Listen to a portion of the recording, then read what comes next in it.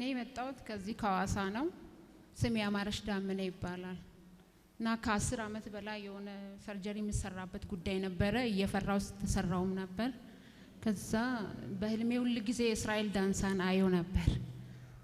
እኔ እዚህ ቸርች አይደለም ማምልከውና ሌላ ቸርች ነው ማምልከው። አይ መሄድ አለብኝ በቃ ሰርጀሪ መስራት አለብኝ ብዬ ስል ወደዚህ እንድመጣ ግን በህልሜ እስራኤል ዳንሳን እጸልይልሻለሁ ብሎ ይናገር ነበር። እዛ የመጨረሻ የቀጠሮዬ ቀን ሲደርስ ወጥቼ ሄድ ነበር ችላብዬ ህልሙን ማለት ነው። እዛ ለባለቤቴ ነገርኩት። ሄደሽ ነው እግዚአብሔር ሲያተርፈን ደሞ እናመሰግናለን አለኝ። አይደለም መጀመሪያ በህልሜ ሁሌ በተደጋጋሚ ለምንድን ነው ማየው ከፊቴ መጥፎ ነገር ስላለ ይሆናል። እኔ ሰርጀሪ ሲባል በጣም ነው መፈራው እና ብዙ አመት ውስጥ የቆየ ህመም ነበርና ከዛ ገስታውስ መጣሁኝ። እሱ በህልሜ መንገድ ላይ ቆሞ አስፋልት ላይ በህልሜ ነው ወዴት ነው የምትሄጂው? እና የቸርች ጸልይልሻለሁ አለኝ። አይ መሄድ አለብኝ አልኩና ለባለቤቴ ነገርኩት። ቀጥታ ወደዚህ መጣሁኝ። በ7ኛው ወር ላይ በ9 ነው የመጣሁት። ከዛ ተጸለየልኝ። መልካም ይሁንልሻል እግዚአብሔር ካንቺ ጋር ይሁን እንኳን መጣሽ ብሎ ጸለየልኝ። ዘይትም ተሰጠኝ ውሃም ተሰጠኝ። ይዤ ሄድኩኝ። ከዛ ልክ በሳምንቱ በ16 ሰርጀሪ ተሰራው። እዚህ ሀገር አይደለም ሌላ ቦታ ነው የተሰራሁት። ልክ 3 ሰዓት አካባቢ ላይ ሰርጀሪው አልቆ ነበር። ከሰርጀሪ ስነቃ ደም የለም አሉኝ። ሙሉ ኦፕሬሽን የተሰራሁት ሙሉ ማደንዘዣን የተሰጠኝ። ልክ ጠዋት ተሰርቼ እስከ ምሽቱ 5 ሰዓት ከ20 ድረስ ማለት ምንም ደም የለም። ሙሉ ሰርጀሪን የተሰራሁት ደም አልቋል። የኔ ኦፕላስ ነው። ከየት ያምጡ የለም። ሆስፒታል ውስጥ ተፈለገ ታጣ። ቀጥታ ዋሳ መጥቶ እስከሚያመጡልኝ ድረስ እኔ ፊቴ ሁሉ አብጦ አረንጓዴ ሆንኩኝ። ተጨነቁ፣ ደነገጡ ቤተሰቦቼ። የሚያደርጉትን አጡ። እኔ ግን አንድ ነገር አስብ ነበር። ተጸልዮልኛል። ልክ ስመጣ ሆድሽን ክፈች ብሎ ነበር ሐዋርያው እስራኤል። እኔ አልነገርኩትም። ምንም የተናገርኩት ነገር የለ። ጌታ በሚያውቀው ዛሬ መናገሬ ነው። ሆዴን ክፈች አለኝ። ከፈትኩኝ። ዘይት ቀብቶልኝ ዘይቱን ቀብቶ ሂጂ ይሳካልሽ ከእንግዲህ ድሃ አትሆኝም ብሎ ነበር የጸለየልኝ። ምንም አልተናገር እንዲልሆን ነው አላልኩም። ሄድኩኝ። ያንን አውቅ ነበርና ዘይት ይዤርኩ ዘይት ነበር ጠጣው። እህቴ ነበረች የምታስታምመኝ። ተቀባው።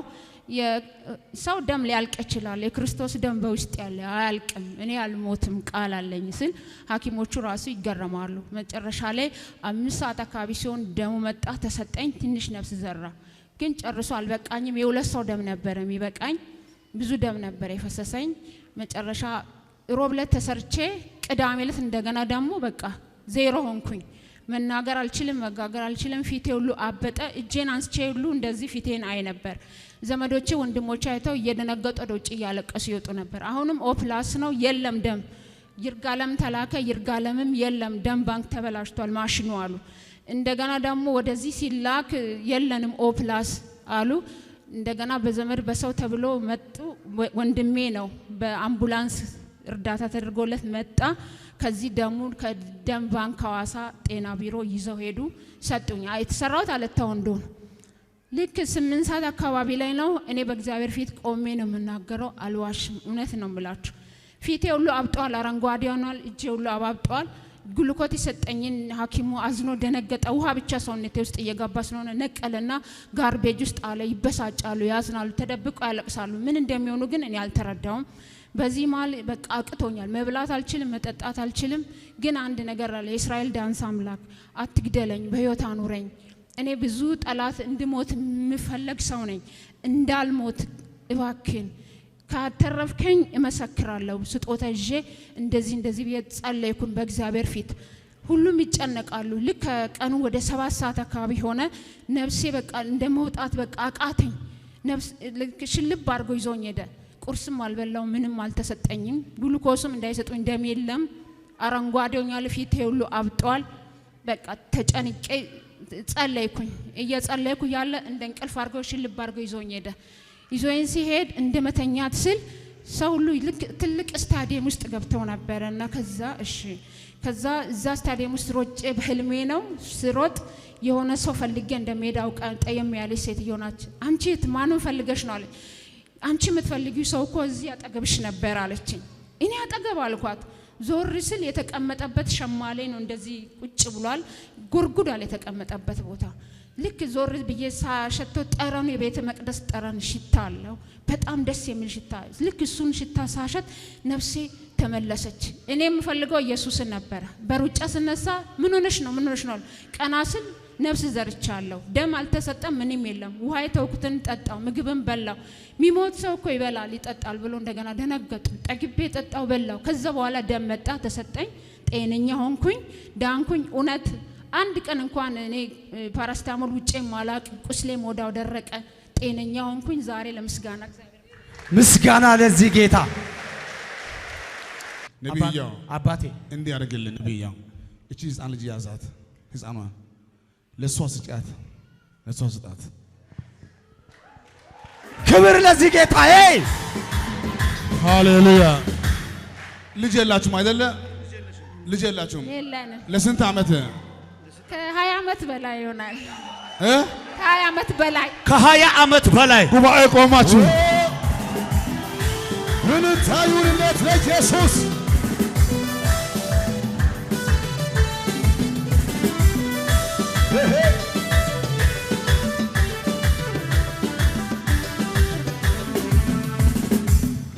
ከበር እሰይ አንደ ጉጅ በሉ እስቲ ቀኝ እጅ ከፍ አድርግና ሌላ ምስጋና አለ ሌላ ደስታ አለ በጌታ ሌላ ምስጋና አለ ሁላችሁ ባላችሁ ቦታ ሁለት እጃችሁ ከፍ አድርጉልኝ ትመሰክራላችሁ አንድ ወር ሳይሞላ እጅ ባፍ ያስጭናችኋል አሜን አንድ ወር ሳይሞላ አሜን እጅ ባፍ ያስጭናችኋል አሜን ቤታችሁ ሙሉ ይሆናል ኃይላችሁ ይታደሳል ማነው እጅ የሚያወዛው ተነሱ እስቲ